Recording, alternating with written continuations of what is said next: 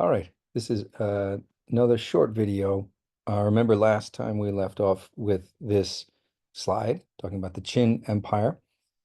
This is the very long slideshow that I shared with you. And like last video that I shared, which covered the Xia, Shang, and Zhou Bronze Age dynasties, we talked about the oracle bones. We talked about the bronzes, of course, the Bronze Age dynasty, hence the bronzes. Talked about the oracle bones. We talked about the mandate of heaven. Talked about Confucianism, but also the inspiration for Confucianism, the Duke of Zhou. We talked about the Zhou dynasty, the very long Zhou dynasty, and some of its legacies. Um, and then we talked about some of the so-called 100 schools of thought, including Confucianism. Remember, Confucius said, I'm a transmitter, not an innovator. He said, I'm not making this stuff up. You can look at these classic texts. And before Confucianism became doctrine of the Han Dynasty, there was the very brief Qin Dynasty, Qin. We're going to talk a little bit about today. And the Qin Dynasty was known for its embrace of legalism.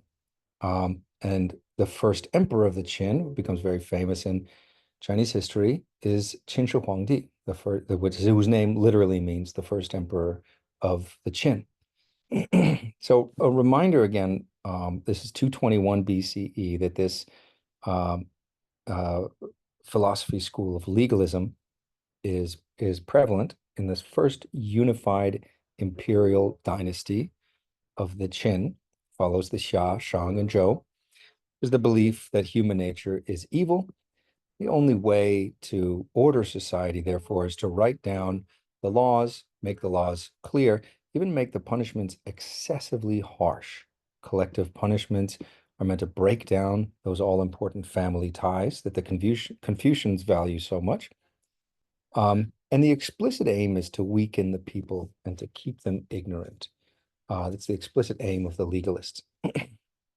They opposed looking to the past as models for virtuous behavior. And we talked a little bit about that. If you want to hop over to the extra credit module, we talked about the ways in which the legalists criticized the Confucians for looking to the past for rituals and for models of good behavior. Remember the idiom or the Chinese chengyu, to drop your sword in the river and notch the boat to look for a place to find it, or to wait by the stump for another rabbit to crash into it. Those were two of the idioms that the legalists used to criticize the Confucians. So go check that out if you haven't checked out the idioms, the Chinese idioms video. Legalism. These are, again, the basics. I've just reiterated the same thing that we basically had in the last slide here. So please take a close look, pause the video if you want to master these. We didn't talk in too much detail about these terms, but if you want a quick sort of a glossary of some of the key terms you're going to see here in Chinese philosophy, I'm not going to go through all of them again. Confucianism, legalism, Taoism, and Moism. And next week we'll talk about Buddhism. But you should go back through them to make sure that you have a basic sense of the beliefs and the teachings of each one of those philosophy schools. Okay, so who is the first emperor of China? Qin Shi Huangdi. He often is remembered as a wicked, megalomaniacal figure, but let's remember that the historians of the following dynasty, that is the Han Dynasty that lasts for about 400 years, are the ones who write the legacy, write the history of Qin Shi Huang. So I think that's an important thing for us to remember, especially as historians at the upper division level, when we think about not just history, but also historiography. Okay, he's closely tied, as we said, to legalism, but also to militarism. And some criticism of him by the Confucians was that he ruled as if he was still at war. The Confucian maxim is to conquer on horseback through war, but to rule with a riding brush through civilian means. And he conquered on horseback and ruled on horseback. And that's why the Confucians said this dynasty was so short. the brief Qin dynasty did a lot of work in terms of standardization and uniformity of currency, weights and measures, even the language. So we can talk a little bit more about that. Statistics were kept uh, much more systematically in this period.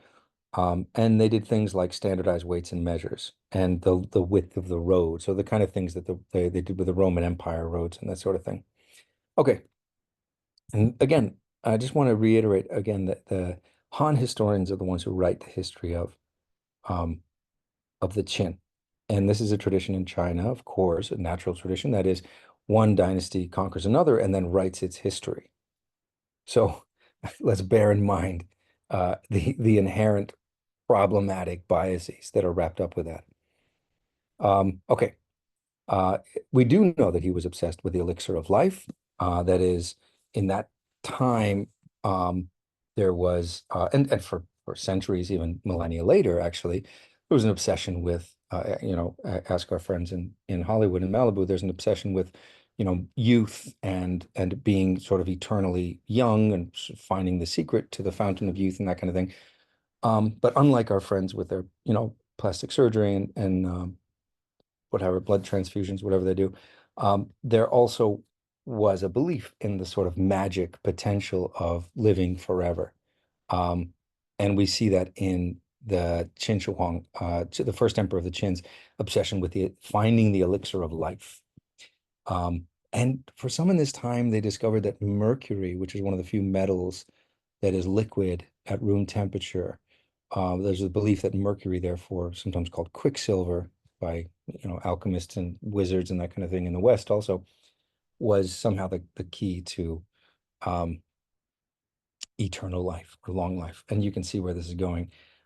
Consuming this so-called elixir of life is obviously also going to be a death sentence. It's going to be poisonous. So there's that unfortunate side effect of the elixir of life is that it kills you. And that's probably how Qin Shi Huang also died young as well.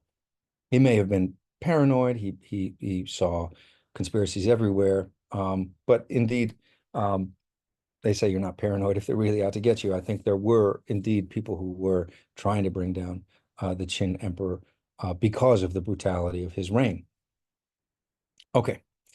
Mass conscription, this is very important in the Qin dynasty, not only in the brief, 15 years, 15 years of the Qin dynasty. Um, Qin conscription included not just military service, but also laborers to work on things like the early iteration, the early version of what we today know as the Great Wall of China. It doesn't look anything like what it looks like today, which you may have seen in pictures. That's much more a product of the 15th, 14th, 15th century, the Ming Dynasty. So the Great Wall of China is not really 2,000 years old. At this point, it's more or less a rammed earth wall, but the Qin Emperor is important for destroying the smaller walls that divided the kingdoms of the late Zhou dynasty and bolstering the wall that divided China from its northern neighbors, who are the Xiongnu, and we'll talk about them again in just a minute. And then, of course, there's the Qin Shi Huang's tomb, which is a massive project, includes flowing rivers and lakes of mercury. It hasn't been open to this day, the time I'm recording this. It has not been open because they figure it's very dangerous because of the mercury, but also because they know it may be booby trapped and they know there may be the risk of damaging when they open it. What they have opened is the sort of ancillary buildings around the tomb itself, and they include, as they were discovered in 1974, they include the terracotta warriors, very famous terracotta warriors that I'm sure you've seen in Chinese restaurants or the PF Chang's, or um, you see them in sort of gift shops in Chinatown and that kind of thing. Sometimes they're life size, as they were actually in Qin Shi Huang's tomb complex.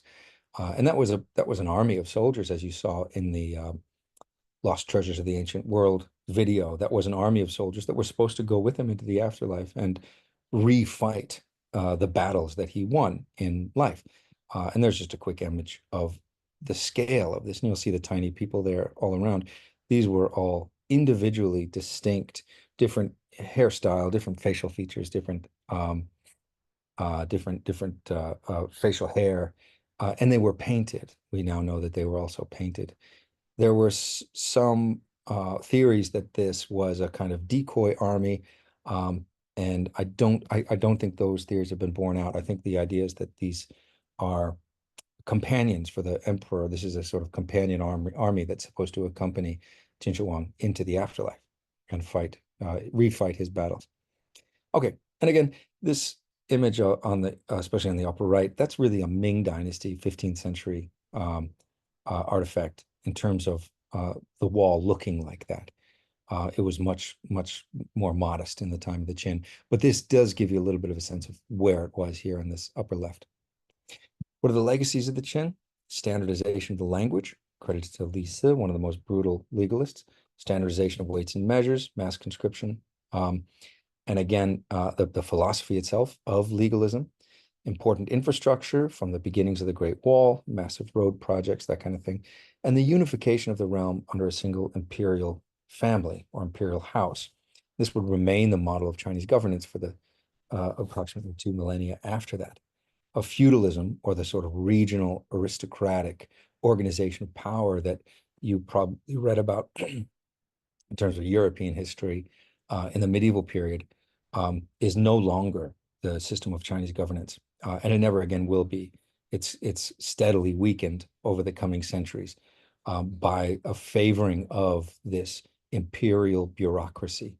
The difference is in an imperial bureaucracy, a central authority dictates the political terms for the provinces, and you don't have sort of dukes or kings or small fiefdoms ruling these different provinces as regional aristocratic warlords, the way you do more or less in various European systems, especially in the so-called medieval period. So those regional rulers, those governors or governors general, right down to the county level and the magistrates, are being appointed and sent out to the regions by this central imperial ruling authority as part of this vast imperial bureaucracy. Okay, that's the difference between an imperial bureaucratic system. It's one of the major differences, and a feudal system. Stalin and Mao continue to call periods feudal. It's wrong. It's not feudal at all. This is a sort of relic of weird Stalinist thinking that anything pre-modern is feudal, Feudal, not futile, feudal. So in Chinese it was fengjian. They called everything old and bad fengjian, feudal. It's not feudal. China wasn't feudal for 2,200 years. But again, this is a sort of catch-all phrase for everything that's dark and wicked and evil. In the same way that people talk about the Dark Ages, the so-called Dark Ages, this is a very biased and problematic assessment. So we do these sort of things in our history writing all the time. We make these sort of judgments about certain periods because they didn't do things in the way that we prefer for them to be done, or they didn't worship in the way that we preferred for them to worship, and so therefore these periods are called the so-called Dark Ages or whatever it is. Okay, the Xiongnu. The Xiongnu are the more or less we can loosely think of them as the progenitors, the forefathers of the Mongols. So this is the northern central plains, really actually to the north of what we think of today as China proper. And we talked a little bit about them, so I won't go over this again, but just review this. This is the way that these are folks are being dealt with, different methods at different periods. Here's a quick map of the Qin and the Han, and this is just a reminder that when we talk about the Xia, Shang, Zhou, Qin, Han, even when we go on to talk about the Sui and Tang and Song, we're not talking about a map that looks like this rooster shape of the People's Republic of China. Not even close. A much smaller polity, much smaller geographical footprint as compared with the other dynasties of China. When we get to the Mongols, the Yuan dynasty, that's when the Chinese map borders really kick out to get somewhat closer to this this PRC, the People's Republic of China modern map. That's this dotted line here. So we'll talk about that more a little bit later. I'm going to jump through our philosophy slides here so that we can hopefully keep this somewhat short. We'll talk a little bit about the Han Dynasty that follows the Qin. Liu Bang is the founder of the Han Dynasty, Han Gaozu, or the high ancestor of the Han. Liu Bang is the founder. And he was one of the major figures who brings down the Qin dynasty. The Qin, after the death of the first emperor, Qin Shi Huangdi, the Qin very rapidly collapses because he's had a kind of he's developed a very, very tight political control. And so when he dies, it becomes unclear how things are going to be run in the wake of his reign, and things very quickly fall apart. But also the distaste for the brutality of the legalist philosophy is a problem here. Liu Bang is actually an official under the brief Qin dynasty, and he is summoned to a muster. He is supposed to bring his troops to a gathering. He's supposed to muster his troops, and it becomes impossible for him to arrive on time due to weather, due to the road being destroyed, washed out on the path that he needs to get there. And so, if you remember, in the legalist frame, in the legalist worldview, to punish with excessive harshness is the way to ensure loyalty. And so the punishment for arriving late as a military leader to a muster or to a gathering with your troops, the punishment is death. That's the legalist system. And so the way this sort of mythology of the founding of the Han dynasty is told is that Liu Bang turns to his troops essentially and says, "Okay, fellas, we're gonna be late for the muster because of weather, these factors that are beyond our control. And as a reward for getting there just as quickly as we can, but a little bit late, we're going to be executed. So should we do that, or should we rise in rebellion?" And of course, they all choose the latter, and this becomes the beginning of the Han dynasty. And the reason this mythology makes sense is because it supports the Confucian critique of overly harsh legalist policies. So it's just basically, look, if you're going to govern in this way, this is what your militia leaders are going to do. They're going to rise up and they're going to throw you out. So the founding of the Han is framed as a rejection of legalism. It isn't quite immediately an embrace of Confucianism, but it is going to, over the initial decades of the Han dynasty, the successor to the Qin, it's going to increasingly become evident that it amounts to an embrace of Confucianism. So eventually, those Confucian ideas are going to replace legalist ruling philosophy, but initially, it basically amounts to kind of taking their foot off the gas, but really coasting with the same kind of policies. It's going to be a continuation of many of the same policies of the Qin. And then eventually it's going to move toward an embrace of Confucianism. And I have some friends and colleagues who study Chinese philosophy. I study modern China, and this obviously is ancient China. And some of my friends who are more familiar with this see the importance of rhetoric on the part of the Confucians in framing themselves as the more benevolent and just philosophy, in contrast to the legalists. And even though they do this, they reserve, sort of waiting in the wings, or the sort of bad cop to their good cop. They still effectively have legalist policies at their disposal that they deploy on a very regular basis, but they can frame their leadership, their rule, in contrast to what they frame as legalist policies. So that's a very effective way of sort of doing the good cop, bad cop. Very disingenuous, obviously. Obviously, good cop, bad cop, as you've seen in the police procedurals, is a very disingenuous method. It may be effective in the movies. I'm not sure about real life, but this is also kind of part of the Confucian ruling philosophy, to define themselves in contradistinction to the legalists. Okay. So just a few notes here for you to go back over here. The minister is elevated here, the scholar official minister. Under the Qin dynasty, there had been the famous, burning of the books and burying of the scholars, in which the Qin emperor had executed several dozens or maybe even hundreds of scholars and burned all books except for military manuals and agricultural manuals. And that's something that the Han is explicitly rejecting. And one thing that they do is to elevate the power of the scholar official minister.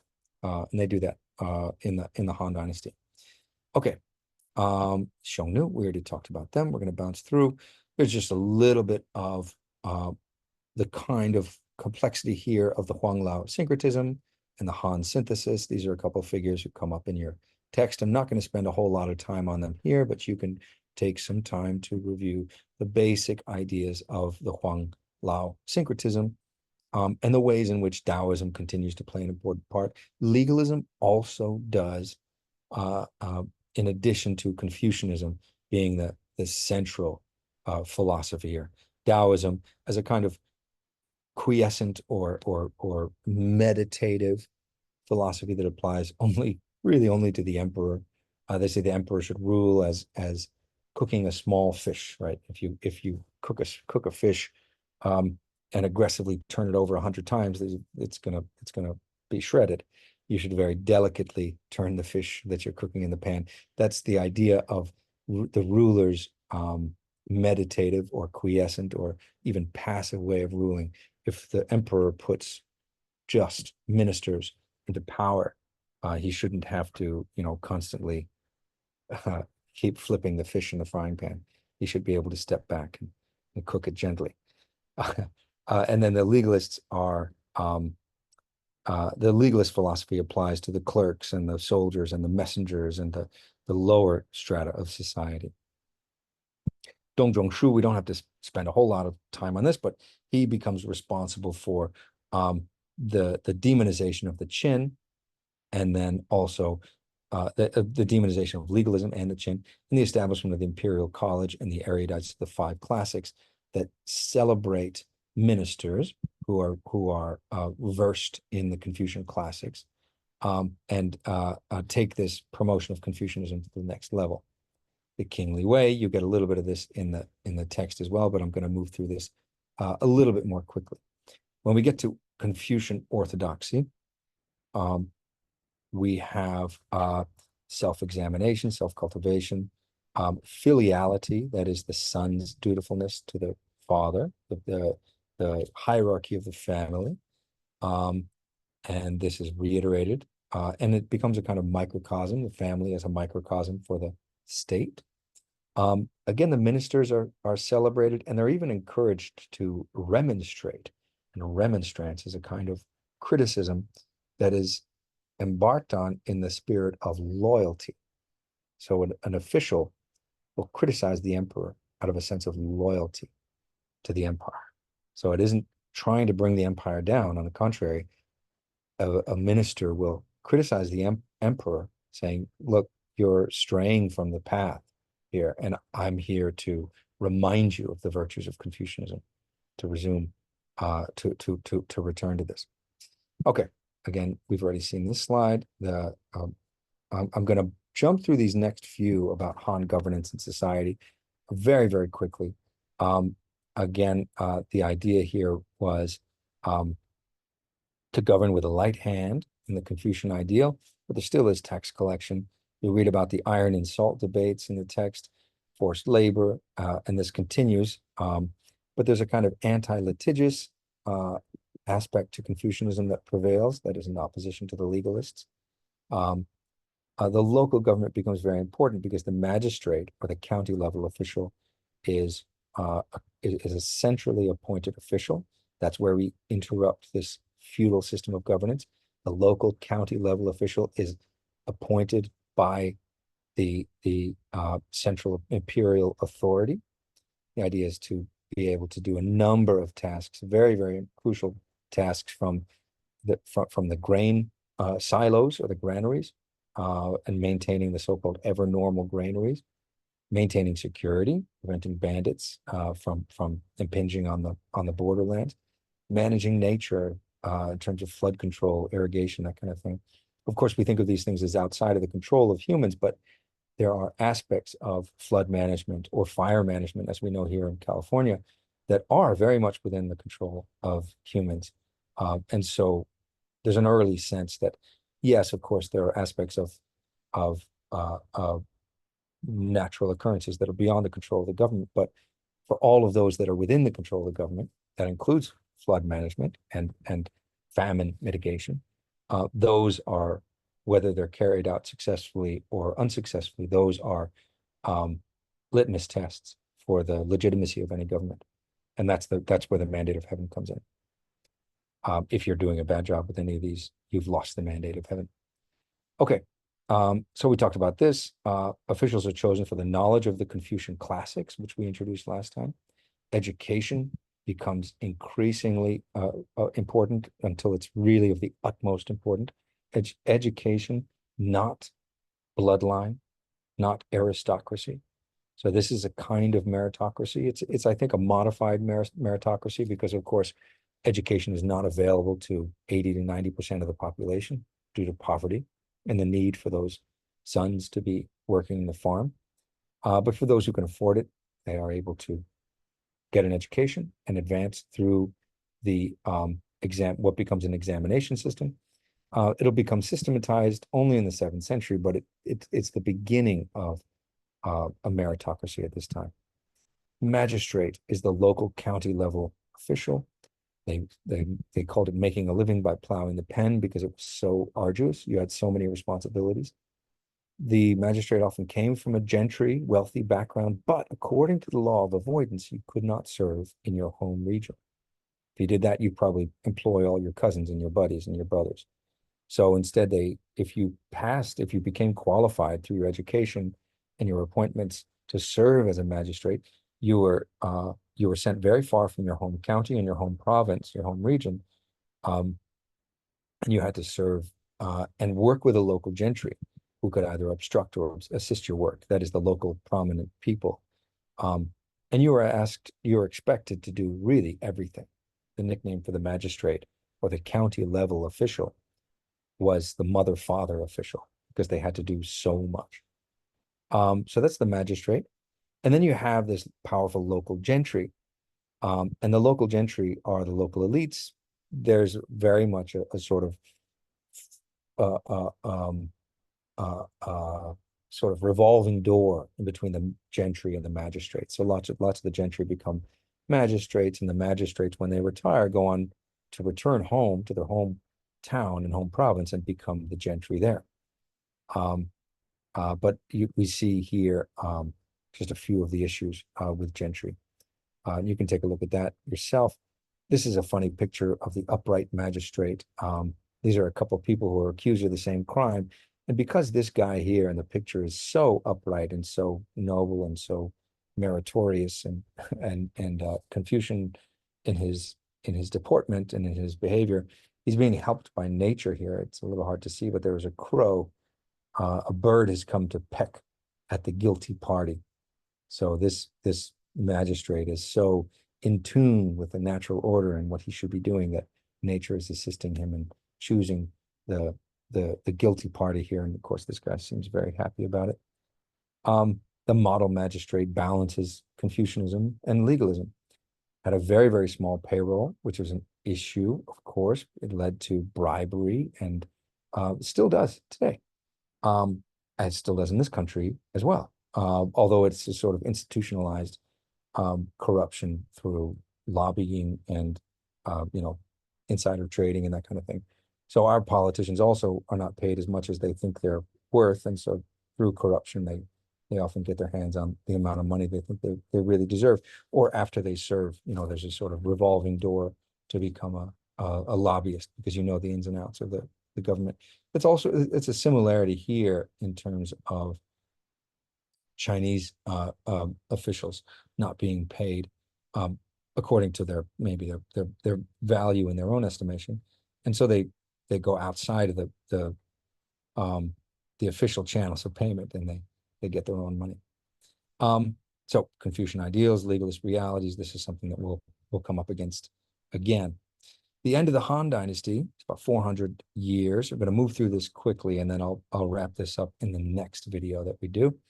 the so-called dynastic cycle, internal rebellions, new ideas, court politics, economics. These things all contribute to the end of the 4th century Han Dynasty, which has about 2 centuries on either side of the year 0. And of course, they aren't marking time in that way. This is our own calendar based on the Christian calendar, year 0. But it's just useful, obviously, for us to mark it that way. Okay, so we will talk a little bit about the upheavals that lead to the end of the Han Dynasty in the next video. But hopefully this was useful in getting just a little bit of a sense of some more of what's going on in the brief Qin and the longer Han dynasties of this period. And I'll see you in the next video.